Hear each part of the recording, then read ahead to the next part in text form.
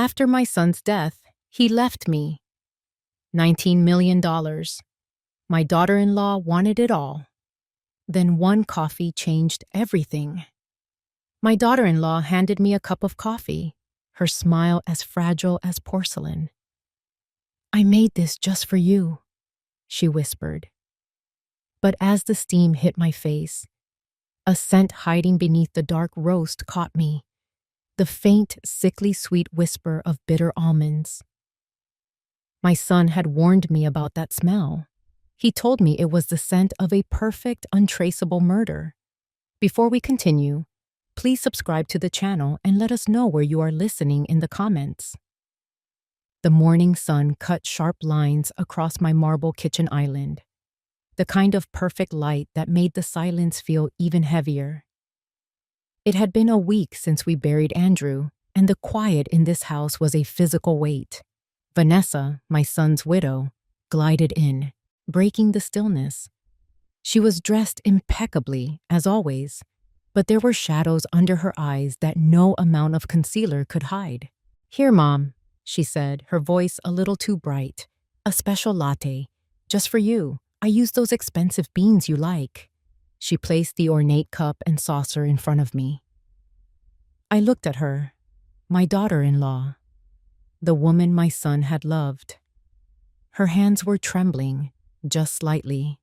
I took the cup. The porcelain was warm against my cold fingers. As I lifted it, pretending I was about to take a sip, the smell hit me fully. It was subtle, almost lost in the rich aroma of coffee, but it was there. Bitter almonds. My son's voice echoed in my mind, a memory so clear it felt like he was standing right beside me. We were watching a crime documentary months ago. "Mom, remember this," he'd said, a strange seriousness in his eyes. "Cyanide, in the right dose, is almost tasteless in coffee. It just leaves a hint of almond. Enough to do the job, but not enough for most people to notice."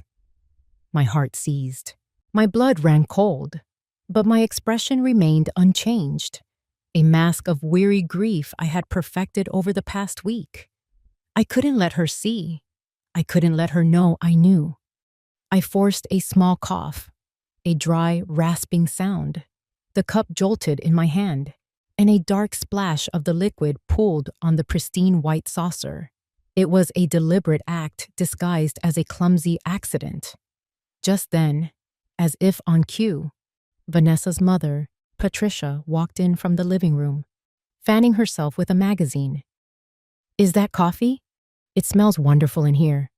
I looked from the spilled coffee to Patricia, then to Vanessa, whose face was tightening with panic. I offered a gentle, tired smile. "Oh, what a shame," I said, my voice steady, even kind. "Patricia, perhaps you could taste this little bit on the saucer. See if your daughter's skills are as good as she says. My old taste buds aren't what they used to be." Vanessa's face went white. Her mouth opened, but no sound came out. She took a half step forward, her hands clenched, wanting to stop her mother but having no reason to. The silence in the kitchen was no longer just sad. It was deadly. And in the middle of it all, that small, dark puddle on the white saucer shimmered, holding a choice between life and death. 1 week earlier, I was sitting in a leather chair that felt as cold as a tombstone. The lawyer's office was all dark wood and hushed tones, a room designed to absorb grief. My own sorrow was a thick fog, numbing me to everything. I stared at a framed print on the wall, a ship sailing on a calm sea, and felt nothing. I was just a body in a chair. Mr. Davies, Andrew's lawyer, cleared his throat. The sound was like a stone dropping into a deep well.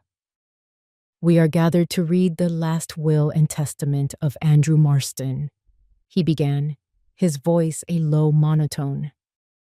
I could feel Vanessa beside me. She even radiated the proper scent of mourning, a faint, expensive floral perfume. She'd placed a comforting hand on my arm when we walked in, a perfect portrait of the grieving daughter-in-law. Now she sat perfectly still, her head bowed. Mr. Davies droned on, listing assets and legal clauses that meant nothing to me. My son was gone. What did a stock portfolio matter? What did a property deed mean? They were just paper. Then, a number cut through the fog. And the entirety of my remaining estate, valued at approximately $19 million. The room went silent. Even the traffic outside seemed to hold its breath. I felt a small, sharp movement beside me. It was Vanessa. Her mask of sorrow had slipped for just a fraction of a second. I saw it from the corner of my eye, a flash of raw, ugly shock, followed by a flicker of pure rage. Her jaw tightened, and her manicured nails dug into the arm of her chair. It was gone as quickly as it came, replaced once more by the placid face of a widow. But I had seen it, Mr. Davies continued, his voice unwavering. I bequeath to the most important person in my life, my beloved mother, Helen Marston. The words hit me, but the number was the real blow. $19 million. It was an impossible sum, a meaningless string of zeros. Andrew had been successful, I knew that. But this was something else entirely. This was a fortune. As the lawyer's words settled, a new sensation pricked the back of my neck. A cold, intense feeling of being watched. It was so strong, so focused, that it felt like a physical touch. I slowly turned my head, my gaze sweeping past the few business associates Andrew's office had sent. There, in the last row of chairs, sat a man I had never seen before. He was wearing a suit so perfectly tailored it looked like a second skin, the dark gray wool absorbing the light. He wasn't looking at the lawyer, he was looking directly at me. His face was handsome in a sharp, predatory way, and a small, unreadable smile played on his lips. It wasn't a smile of sympathy. It was a smile of assessment, of ownership. It was the most chilling expression I had ever seen. Our eyes met for only a moment. He gave me a slow, deliberate nod, as if we were in on a secret together. Mr. Davies finished. That concludes the reading. My condolences to you again, Mrs. Marston. People began to murmur and stand up. When I looked back to the last row, the man was gone. He had vanished as silently as he had appeared, leaving only a cold spot in the air where he'd been sitting. Vanessa was beside me again, her voice thick with fake sympathy. Mom, are you okay? It's a lot to take in. But I wasn't listening. My grief, once a simple, crushing weight, was now tangled with something else. A thread of ice-cold fear. Vanessa's momentary rage, the impossible $19 million, and the predatory smile of a complete stranger. None of it made sense, but I knew, with a certainty that settled deep in my bones, that it was all connected. Andrew's death wasn't just a tragedy. It was the beginning of something else. Sleep wouldn't come. Every time I closed my eyes, I saw him, the man in the tailored suit, his predatory smile slicing through the gloom of the lawyer's office. His name, I'd learned from a quick, hushed question to Mr. Davies' secretary, was Julian Croft, a business associate of Andrew's. The name meant nothing to me, but the man's face was a warning siren. Before we continue, please subscribe to the channel and let us know where you are listening in the comments. Just after 2 a.m, I gave up on rest. I found myself standing outside the door to Andrew's old office. It had been his bedroom as a boy, then his study when he'd come home from college. Now, it was a museum of a life cut short. I hadn't been inside since the funeral. It felt wrong, like trespassing on sacred ground. But Julian Croft's face pushed me forward. My gut told me that the answers I needed weren't in a lawyer's file, but in here. I switched on the desk lamp. A soft glow illuminated a thin layer of dust that had settled on everything, preserving the room exactly as he'd left it. His favorite books were still stacked on the corner of the desk. A half-empty mug sat on a coaster, and a framed photo of the three of us, me, Andrew, and his father, smiled out from the bookshelf. I wasn't here for keepsakes, though. I was hunting for a ghost. I started methodically. The desk drawers held old college papers and bank statements from years ago. The closet was filled with suits he no longer wore. Nothing felt out of place. Nothing seemed wrong. I was about to give up, to dismiss the feeling as the paranoia of a grieving mother, when I saw it. Tucked away under the desk, almost hidden in the shadows, was a sleek black leather briefcase. It didn't belong. Andrew used a worn messenger bag for his laptop, a canvas thing he'd had for years. This briefcase was expensive, impersonal, and secured with a 3-digit combination lock.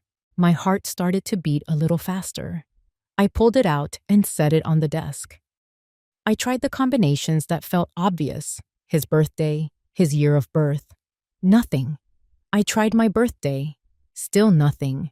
My fingers trembled as I pictured the numbers, spinning them slowly. What would he have chosen? Finally, I tried the date I opened my fabric shop, the business I built from the ground up, the day I taught him what it meant to create something of your own. Click. The lock sprang open. I took a deep breath and lifted the lid. It wasn't filled with business plans or contracts. It was filled with secrets. Folder after folder contained documents for shell corporations with nonsensical names, statements from offshore bank accounts in the Cayman Islands and Switzerland, papers detailing wire transfers of huge sums of money, moving between companies like ghosts in a machine. It was the architecture of a life I knew nothing about, a life built on shadows and deception.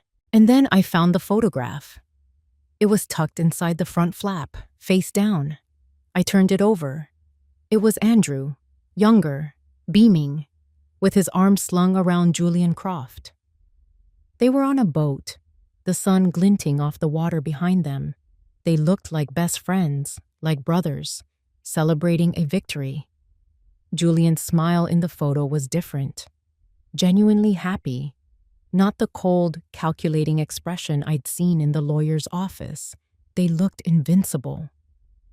I sank into Andrew's desk chair, the cold leather a shock against my skin. The photograph felt like a stone in my hand, the perfect, loving son I had raised. The boy who was my whole world was a stranger.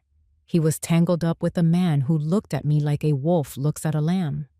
The $19 million wasn't an inheritance, it was a motive. And my son's death wasn't an accident. It was the price of doing business. A few days later, the doorbell chimed, pulling me from the garden where I'd been trying to lose myself in the familiar work of pruning roses. I was expecting Vanessa. She'd been calling every day, her voice a cloying mix of concern and impatience. But when I opened the door, she wasn't alone. Standing beside her, casting a long shadow on my welcome mat, was Julian Croft. He was even more imposing in person than he'd been in the lawyer's office. The California sun seemed to stop at the edges of his dark, expensive suit. "Mom," Vanessa said, stepping inside. Her smile was stretched thin. "I brought someone I want you to meet. This is Julian Croft. He was Andrew's best friend and his closest financial advisor." Julian stepped forward, extending a hand. His grip was firm and cool. "Mrs. Marston, it's an honor. Andrew spoke of you constantly. My deepest condolences for your loss." His voice was a smooth, deep baritone, the kind that could sell sand in the desert. I felt like a mouse cornered by two cats. I forced myself to play the part. "Oh," I said, my voice soft and frail. "Please, come in." We sat in the living room, the afternoon light streaming through the large windows. Vanessa fussed nervously, offering drinks, while Julian settled into the armchair opposite me completely at ease. He owned the space.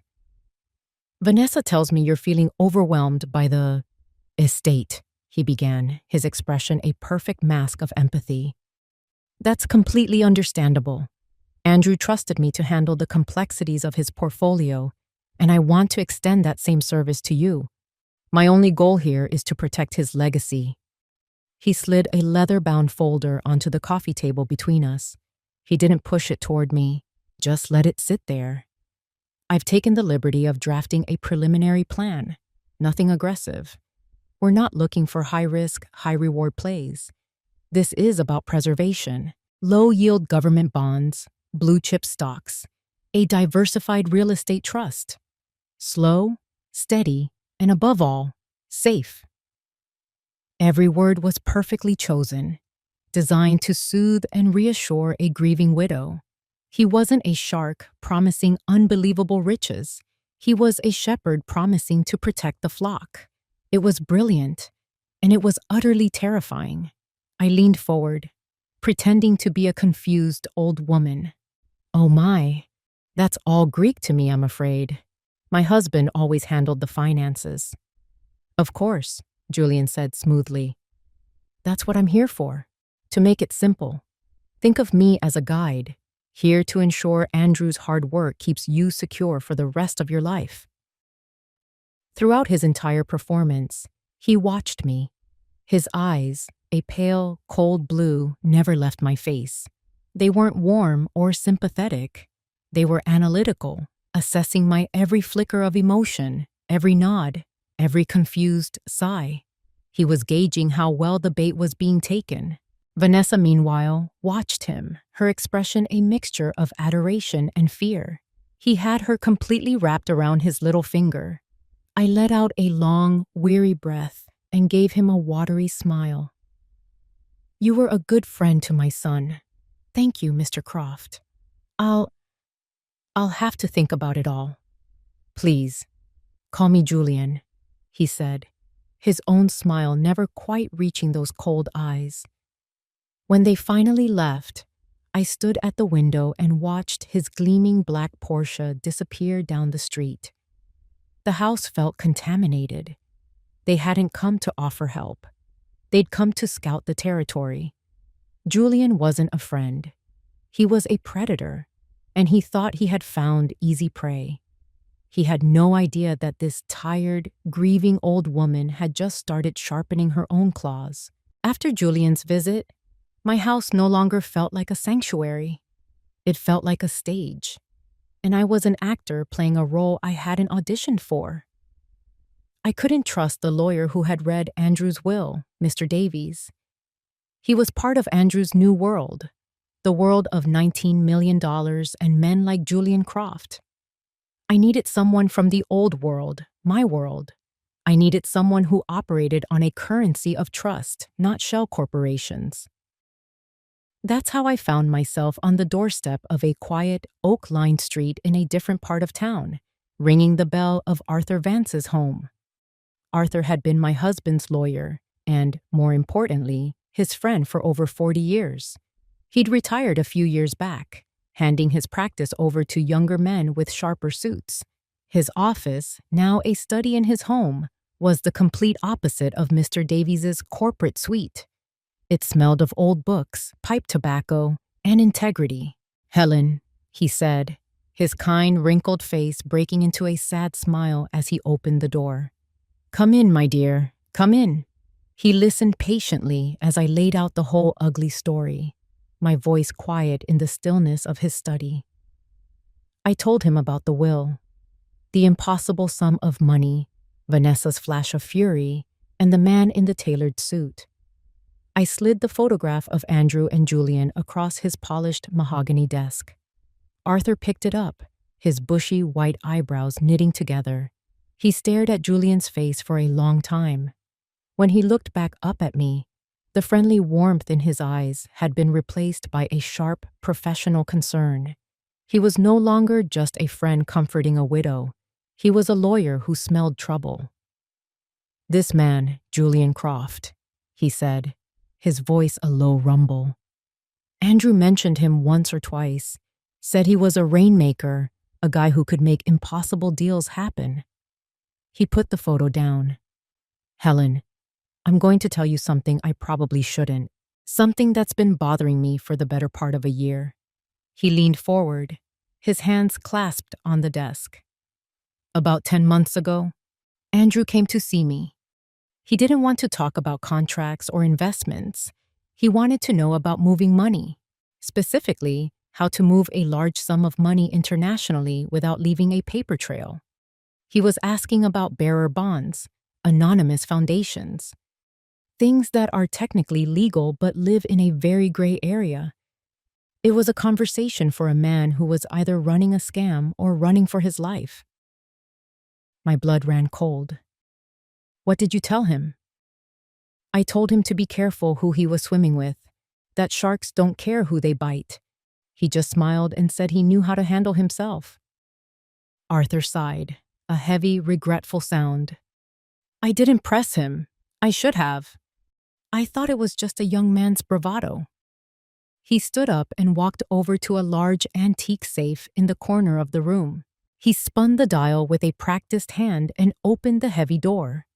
From a small drawer inside, he pulled out a single, simple object, a key to a safe deposit box.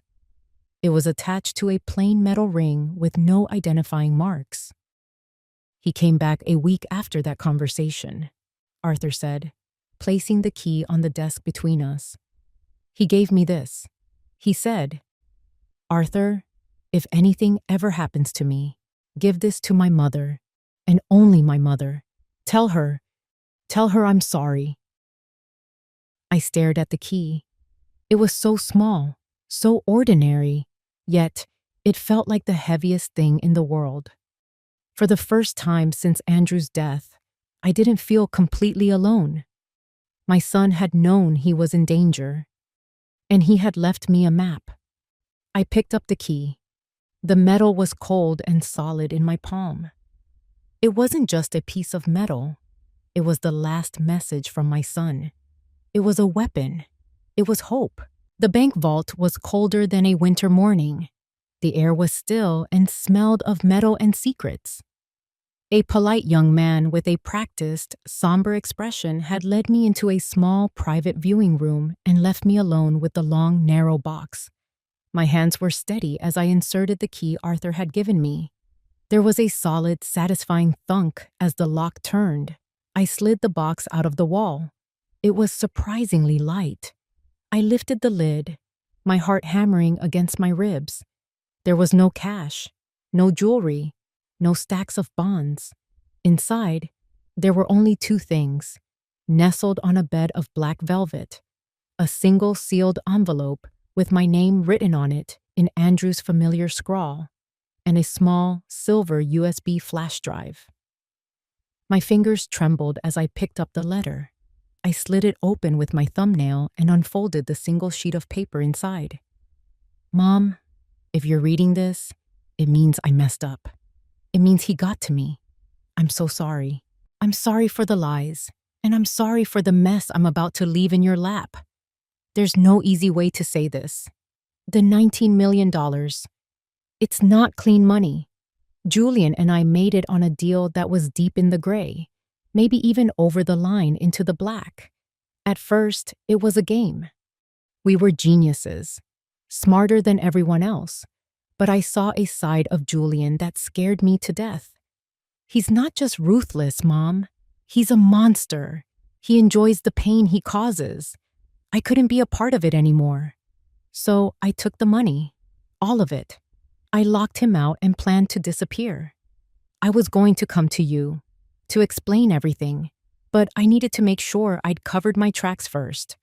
I guess I wasn't as smart as I thought. He'll come for the money. He thinks it's his.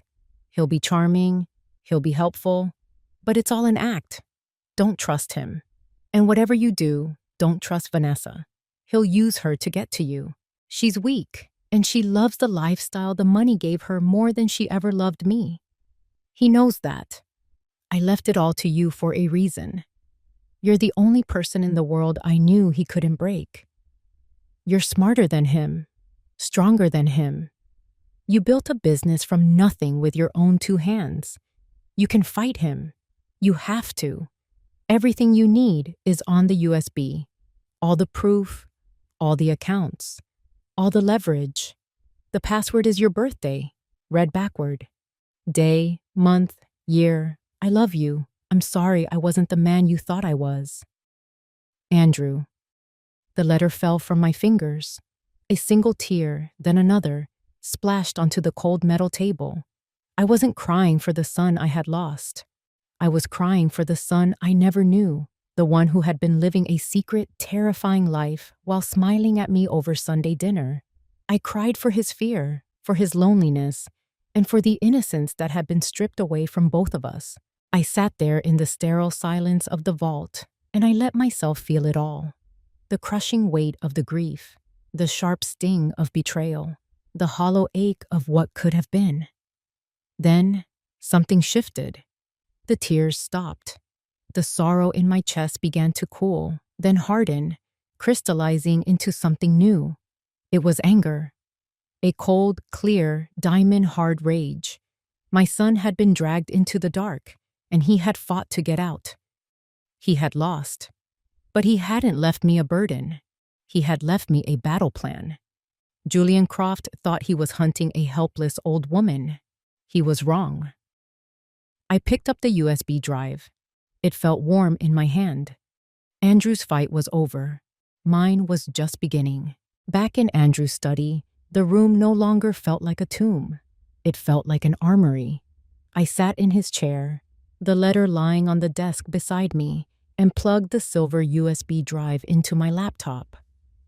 A small window popped up, asking for a password. My birthday, backward. I typed in the 8 digits, my fingers moving with a strange new precision. The drive opened. It wasn't a jumble of files. It was a meticulously organized dossier. Andrew had prepared this for me.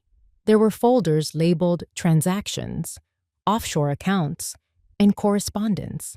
I clicked on the first one. My screen filled with spreadsheets detailing the flow of the $19 million from its shady origins into a single, consolidated account. Andrew had left a clean, damning trail that led directly back to Julian. The next folder, correspondence, was even worse. It contained a string of emails between Andrew and Julian. The early ones were triumphant, full of arrogant jargon about their disruptive market entry. But the tone soured. The last few emails from Julian were dripping with venom. One line burned itself into my memory. You think you can just walk away with my money? There is nowhere on this earth you can hide from me. But the real bombshell, the smoking gun, was in the last folder, labeled simply recordings. I put on my headphones and clicked the first file. It was an audio recording of a phone call. Andrew's voice, tight with stress, then Julian's, smooth as silk and just as deadly. "It's over, Julian. I'm out," Andrew said. "There is no out, Andy," Julian's voice replied, a chilling calm in his tone. "We're in this together, all the way to the end. You know what's at stake." "I can't do this anymore. People are getting hurt." A soft, cruel laugh echoed in my ears. "They're not people, Andy. They're collateral damage. And you'd better remember that if you ever think about crossing me, because I will burn down everything you love, starting with that sweet old mother of yours." I ripped the headphones off, my breath catching in my throat. He had threatened me. He had used me as a weapon against my own son. The grief and anger inside me fused into a single point of cold, hard purpose. The time for defense was over. It was time to go on the attack. My plan formed quickly, each piece clicking into place. Julian thought he was playing chess with a pawn. I was about to show him he was facing a queen. My first move was a trip to an online store that specialized in personal security devices. I scrolled past pepper sprays and stun guns until I found what I was looking for: a beautiful vintage-style silver brooch shaped like a rose. Tucked inside its delicate petals was a high-fidelity, voice-activated audio recorder. I paid for overnight shipping. The next afternoon, with the brooch pinned to my blouse, I picked up the phone. I took a deep, steadying breath, then summoned the character I had been forced to play: the frail, confused, grieving mother. My voice, when I spoke to Julian, was a masterpiece of trembling vulnerability. "Mr. Croft? Julian? It's Helen Marston," I whispered, as if the call was taking all my strength. "Helen, I'm so glad you called," he answered, his voice instantly shifting into its warm, concerned gear. "How are you holding up?" "Not well, I'm afraid. It's all just too much. The finances, the papers. I can't make heads or tails of it." I let my voice crack. "I've thought about what you said. I need your help. I want to accept your offer to manage the funds." "That's a very wise decision," he said, the satisfaction in his voice barely concealed. "But," I added quickly, "I don't feel comfortable discussing this over the phone, and I don't want Vanessa involved. This is between you and me. Could you come to the house tomorrow? I can give you the account information then, in person." There was a pause. I could almost hear the gears turning in his head. The predator, sensing the trap was about to spring shut on its prey. "Of course, Helen," he said, his voice dripping with false sincerity. "Whatever makes you feel most comfortable. I'll be there." I hung up the phone. My hand was perfectly steady. My face, reflected in the dark screen of the laptop, was cold and determined. The bait was set. The spider was inviting the fly into her parlor. The next 24 hours were a masterclass in deception. My home, once a place of comfort, became my stage. I was no longer Helen Marston, grieving mother. I was a character, and I played my part with the performance of a lifetime. I started by leaving a trail of breadcrumbs for Vanessa to find. On the corner of my kitchen island, where she was sure to see it, I left a brochure for international wealth management, a page on Swiss banking regulations conveniently dog-eared. Later, I sat at the desk in the living room, a stack of complex-looking wire transfer forms in front of me, sighing and rubbing my temples as if wrestling with a monumental task. Vanessa, who had arrived under the pretense of bringing me groceries, watched me from the corner of her eye. I could feel her anxiety radiating across the room. She wasn't excited. She didn't have the triumphant glint of a conspirator whose plan was coming together. She looked like a trapped animal. Her movements were jerky, and she kept wringing her hands when she thought I wasn't looking. The centerpiece of my performance came that afternoon. I picked up my cell phone and dialed the number for a local weather recording. Holding the phone to my ear, I began my one-sided conversation in a voice loud enough to carry into the next room, where Vanessa was pretending to arrange flowers.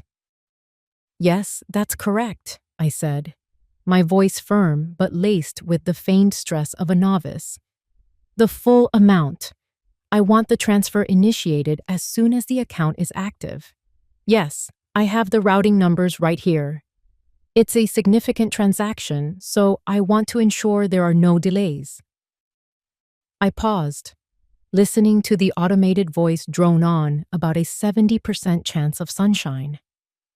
"Understood," I continued. "Security is my primary concern. Once the funds are moved, they need to be completely secure.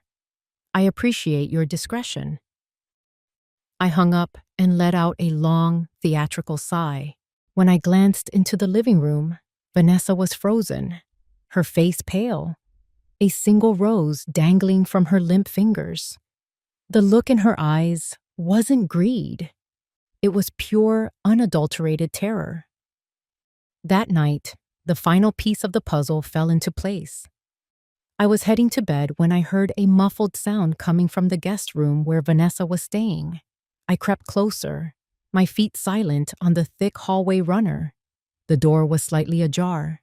Through the crack, I could see her huddled on the edge of the bed, her back to me, the phone pressed to her ear. Her voice was a desperate, broken whisper, punctuated by sobs. I can't do it. I'm telling you, she choked out. She's moving the money. Tomorrow. It will be gone. There was a pause. I could imagine Julian's cold, merciless voice on the other end of the line. No, you don't understand, Vanessa pleaded, her voice rising in panic. She trusts me. How am I supposed to? He said if she doesn't hand over the money, he'll send someone to collect on my father's debt. He said he'd ruin him. Please, there has to be another way. I backed away from the door, my heart a cold, heavy stone in my chest. All the burning hatred I'd felt for Vanessa, for the woman I thought was trying to poison me out of pure greed, evaporated. It was replaced by a hollow, aching pity. She wasn't a murderer in the making. She was a pawn, just like my son had been, caught in the gears of Julian's machine. Her father was in trouble, and Julian was using that debt to control her, turning her into a weapon against me. She was a victim, not a villain. But the show had to go on. The final act was tomorrow morning, and her role was already written. And so was mine. The morning sun cut the same sharp lines across my kitchen island. The air was just as still, the silence just as heavy. It was a perfect echo of that other morning, a scene replaying itself. But this time, I knew all the actors' lines before they were spoken. Vanessa entered, right on cue. She was holding a single ornate cup of coffee, the same one as before. But the woman holding it was different. The shadows under her eyes were darker. Her skin was pale and waxy, and her lips were pressed into a thin, bloodless line. She looked like a ghost haunting my kitchen. Her eyes, when they met mine, were red-rimmed and pleading. They weren't the eyes of a killer. They were the eyes of the condemned. I made you your coffee, she stammered, her voice a dry rasp. She placed it on the counter in front of me. The faint, sickly sweet scent of bitter almonds rose with the steam. But this time, it didn't shock me. It was an expected note in a tragic symphony. I knew this was Julian's final, desperate command. I looked at her, truly looked at her, and saw the terrified young woman trapped behind the facade. I saw the daughter whose love for her father was being twisted into a weapon. This time, I didn't feign a cough. I didn't jolt my hand to spill the dark liquid. I simply looked her straight in the eye, my gaze steady and clear, and let the mask of the frail old woman fall away completely. You know, Vanessa, I said, my voice quiet but carrying the weight of everything I knew. Andrew liked coffee with a hint of almond, too. Her breath hitched. A flicker of sheer panic crossed her face. She knew that I knew. The game was over. But he always used to tell me, I continued, my tone gentle, almost conversational, that the greatest happiness is one that gets to be shared. With slow, deliberate movements, I reached for 2 small espresso cups from the cabinet. I picked up the poisoned latte, my hand as steady as a surgeon's. I poured half of the contents into 1 cup, and the other half into the second. The dark liquid divided perfectly between them. I slid one of the cups across the smooth marble island until it stopped directly in front of her. It sat there between us, a tiny vessel of judgment. My voice was soft, almost a whisper, but it landed with the force of a physical blow. Why don't you have a cup with me, dear, to warm your soul? It wasn't a question. It was a choice. Confess or die. Vanessa stared at the cup as if it were a coiled snake. Her face, already pale, turned a ghastly shade of white. Her mouth opened in a silent scream, her entire body trembling violently. The carefully constructed world she had been forced to live in was shattering around her, and all that was left was this single, impossible decision in a small cup of coffee. For a long, stretched-out moment, the only sound in the kitchen was the frantic beat of my own heart. Vanessa stared at the small cup, her face a canvas of horror. The choice I had given her, a choice between two kinds of death, had broken something inside her. Then came the crash. With a strangled cry, she swiped her arm across the counter. The tray, the original poisoned cup, and the two smaller cups I had poured went flying. They hit the tile floor with a deafening shatter of porcelain. Brown liquid splattered across the white floor like blood. The spell was broken. Vanessa crumpled to the ground amidst the shards, her body shaking with violent, racking sobs. She buried her face in her hands, her words a torrent of panicked confession. "I'm sorry. I'm so sorry," she screamed, her voice raw with terror. "He made me do it. He said he'd ruin my father. He's out there. He's waiting in his car." As if her words were a summons, the back door burst open. Julian Croft strode in, a confident, victorious smile plastered on his face. He was expecting to find a scene of quiet tragedy. He was expecting to find me slumped over the counter, his problem neatly and silently solved. His smile froze. His eyes darted from me, standing perfectly calm and unharmed, to Vanessa, a sobbing heap on the floor among the wreckage of our coffee ceremony. He took in the shattered cups, the spilled liquid, the raw confession hanging in the air. The mask of the charming, sophisticated businessman disintegrated in an instant. Understanding, followed by pure, primal fury, flashed in his eyes. He had been played. He had walked straight into a trap. "You," he snarled, the single word dripping with a venom more potent than any poison. His civility vanished, replaced by the raw desperation of a cornered animal. He lunged, not at Vanessa, but at me. He crossed the kitchen in 2 long strides, his hands reaching for my throat, the last vestiges of his plan crumbling into brute force. I didn't flinch. I didn't scream. I stood my ground, perfectly still, as the monster revealed himself. As he closed in, I calmly raised a hand, not to defend myself, but to lightly touch the silver rose brooch pinned to my blouse. My voice, when I spoke, was not a plea or a cry. It was a statement of fact, delivered with the cold, hard finality of a closing vault door. "Thank you for the confirmation, Julian," I said, my voice clear and steady, cutting through his rage. "This entire conversation has been recorded. The police are waiting for you at the gate."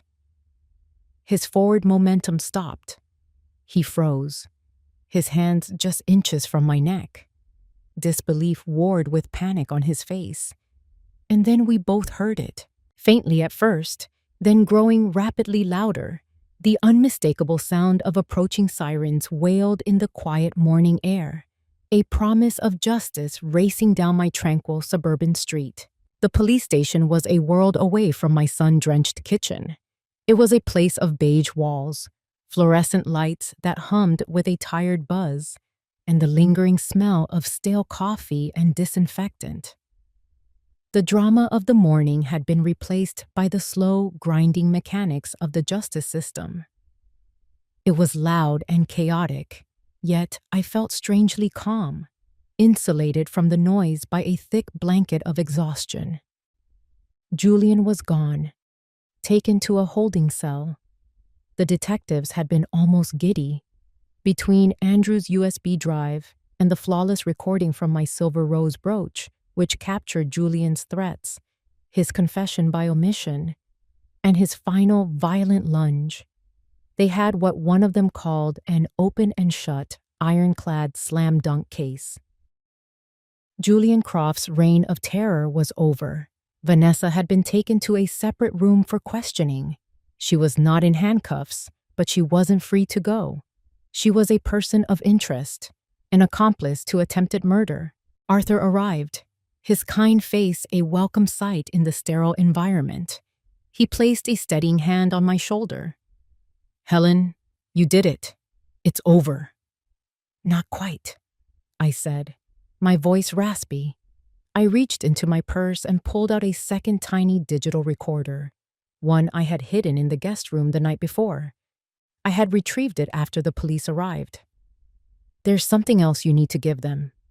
We sat in a small private office. I pressed play, and Vanessa's desperate, sobbing phone call with Julian filled the room. We listened as she pleaded, as she spoke of the threats against her father, as Julian's unheard voice on the other end of the line clearly pushed her into a corner she couldn't escape. When it was over, Arthur looked at me, his expression unreadable.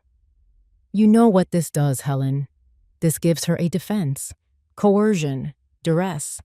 It might not get her off scot-free, but it will certainly lighten her sentence. After what she tried to do to you." "She was a pawn, Arthur," I interrupted, my voice firm. "Just like Andrew was. Julian broke them both. He finds people's weaknesses and uses them as levers to move his world. For Andrew, it was ambition.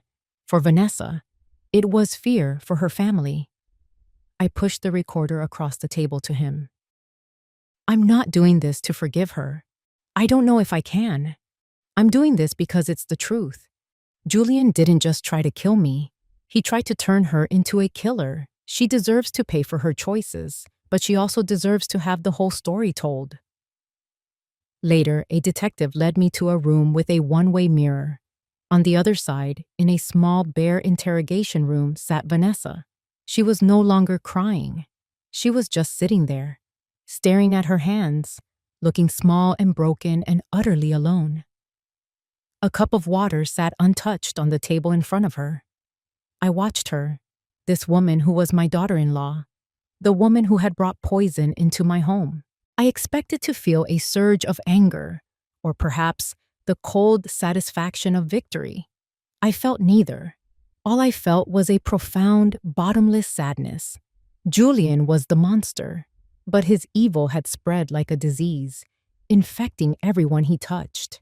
He had pitted us against each other, two women who should have been family, and turned us into adversaries in his sick game. He was going to prison, but the wreckage he left behind, a dead son, a shattered daughter-in-law, a broken family, was ours to live with. I had won the war, but the cost felt devastatingly high. 6 months can feel like a lifetime. The seasons had turned, and the frantic, adrenaline-fueled terror of that morning in my kitchen had faded into a quiet, settled scar. The legal battles were over. Julian Croft, faced with irrefutable evidence, had been sentenced to a long, quiet life in a maximum security prison. My testimony, along with the recording of her desperate phone call, had earned Vanessa a lighter sentence for her role. Not freedom, but a chance at it someday. The government, as expected, had seized the $19 million. It was blood money, and I wanted nothing to do with it. But Andrew, in his complicated double life, had also maintained a portfolio of legitimate, clean investments, the fruits of his earlier honest career. It was a modest sum in comparison, but it was enough. I didn't use it to travel the world or retreat into a quiet retirement. I used it to build. In a bright, sunny office downtown, with large windows overlooking the city, a small gold plaque was installed next to the door. It read, "The Andrew Marston Legacy Foundation." Our mission was simple: to provide free legal aid and financial counseling to victims of sophisticated financial fraud, the kind of people Julian Croft preyed on. We helped people who had been chewed up and spit out by the sharks of the world.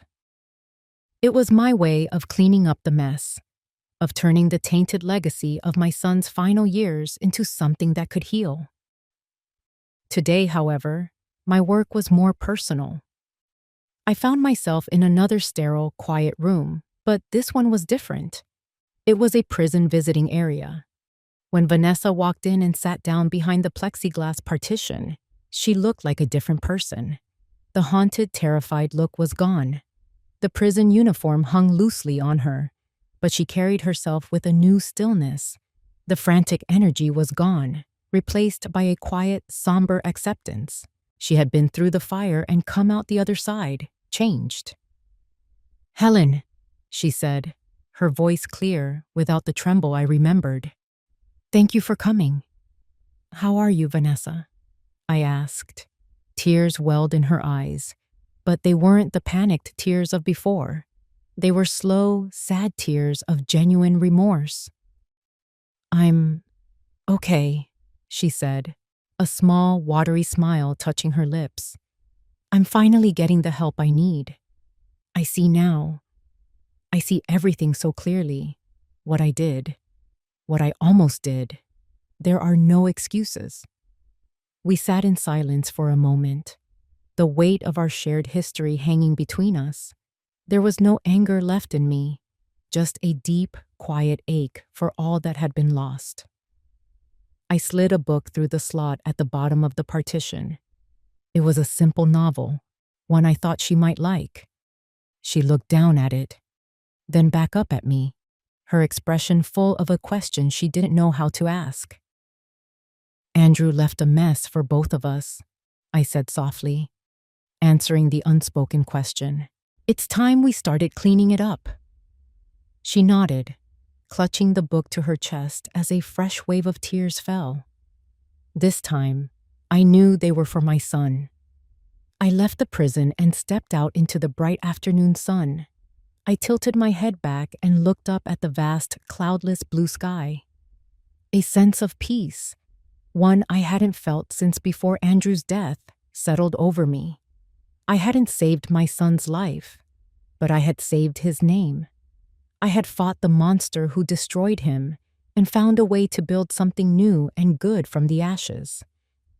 The $19 million was gone, but I had found the true inheritance.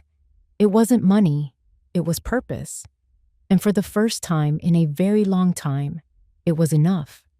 If you enjoyed this story, please like the video, subscribe to the channel, and comment 1 below. If not, feel free to comment 0 so we know and can improve future videos. To hear the next story, click the box on the left. Thank you for watching.